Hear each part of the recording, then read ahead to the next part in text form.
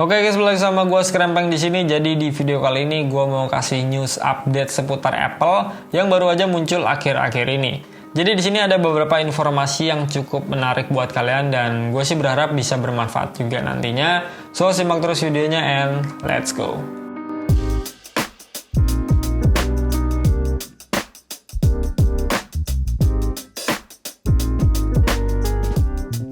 Apple News Update kali ini kita mulai dulu dari Apple Oktober Event yang baru aja diselenggarakan oleh Apple pada tanggal 30 Oktober kemarin atau tanggal 31 pagi di Indonesianya. Jadi event ini adalah kelanjutan dari event di bulan September sebelumnya yang mana pada saat itu Apple memperkenalkan lini iPhone terbaru mereka yaitu iPhone 15 series. Dan sekarang Apple kembali menggelar event lagi di bulan Oktober dengan tajuknya itu Scary Fest. Karena bertepatan dengan Halloween Day, jadi mungkin kata scary ini cocok untuk menggambarkan momen Halloween.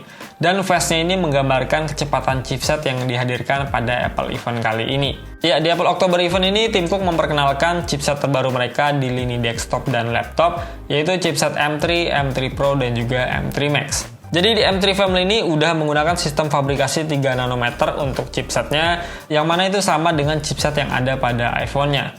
Gue sempat bahas juga di kolom komentar salah satu video gue sebelumnya. Di situ gue berasumsi bahwa kayaknya sih 3 nanometer ini nggak akan cuma ada di lini chipset iPhone doang, melainkan akan hadir juga di chip M series-nya.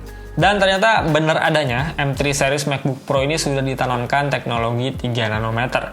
Yang mana Apple tuh mengklaim teknologi ini merupakan proses fabrikasi yang paling mumpuni hingga saat ini, baik untuk chip kategori smartphone dan juga desktop. Yang mana tujuannya pasti sama ya, untuk memberikan peningkatan performa semaksimal mungkin dengan efisiensi daya yang seminimal mungkin. Dan tentu nantinya ada kemungkinan juga produsen chipset seperti Qualcomm, AMD, dan Intel juga akan memproduksi chip desktopnya dengan fabrikasi 3 nanometer ini. Karena emang udah menjadi rahasia umum juga ya, bahwa semakin kecil angka dari nanometer suatu chipset, maka performa dan tingkat efisiensi chip tersebut akan semakin tinggi. Jadi logikanya 3 nanometer di M3 series ini seharusnya bisa lebih baik dibandingkan 5 nanometer yang ada di M2 series kemarin.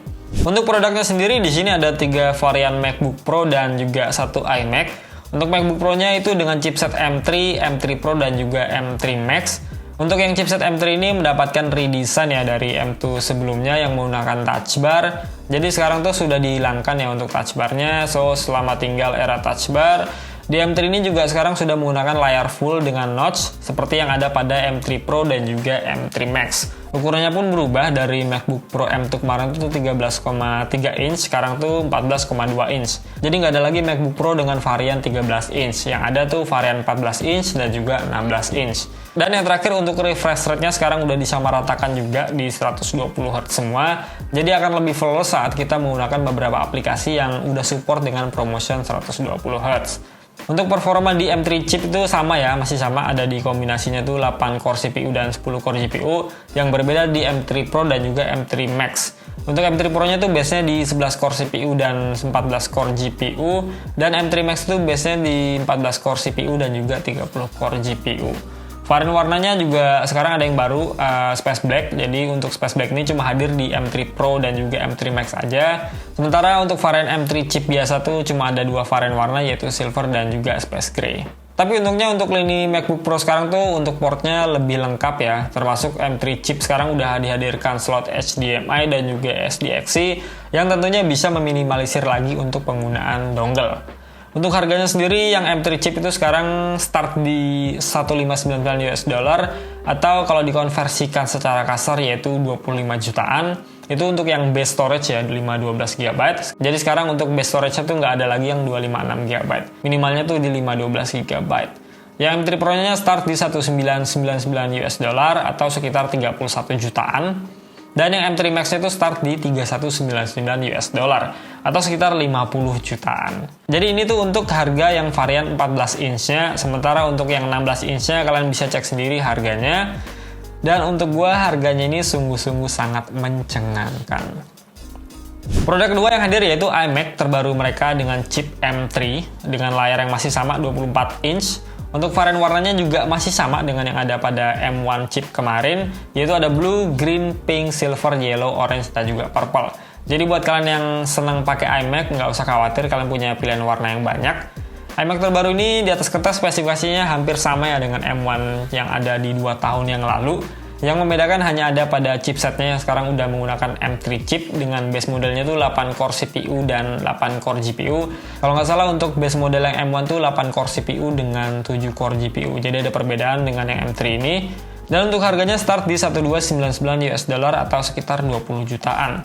Buat kalian yang tertarik langsung aja pre-order di belanjabos.com. Di situ tempat pre-order produk Apple terbaik, terpercaya dan pastinya aman.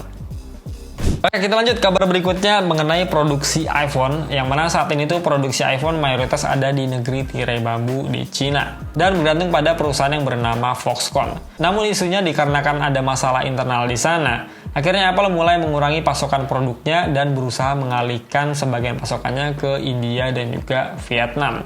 Just info aja, sebenarnya Apple tuh udah memproduksi iPhone di India tuh sejak tahun 2016. Saat ini tuh udah ada sekitar 50% dan menurut Ming Chi Kuo, nantinya tuh pasokan iPhone di luar Cina akan ditingkatkan lagi sekitar 25-30%. Laporan ini tuh muncul ketika perusahaan besar Tata Group mengakuisisi Western, yang mana sebelumnya itu merupakan produsen kontrak Apple di India. Dan rencananya Tata Group ini akan memulai produksi iPhone-nya secara lebih besar di India untuk pasar domestik dan global dalam waktu 2,5 tahun ke depan. Tujuan dari semua ini sebenarnya udah ketebak ya, supaya supply-nya tuh nggak terlalu numpuk di satu titik. Jadi misalnya kalau satu titik mati, paling nggak ada pasokan di titik yang lainnya. Kalau untuk masalah harga, gue yakin pasti akan ada perbedaan ya. Jadi itu wajar karena kondisi global pada umumnya. Dan kalau emang produksi iPhone di India dan Vietnam ini meningkat, maka secara tidak langsung lapangan pekerjaan di sana menjadi lebih luas dan tentunya perekonomian jauh lebih baik lagi. Kalau aja bisa di Indonesia pasti lebih mantep ya. Secara masyarakat Indonesia kan antusias banget sama yang namanya Apple product. Jadi ya kita tunggu aja ke depannya gimana, semoga aja bisa terrealisasi.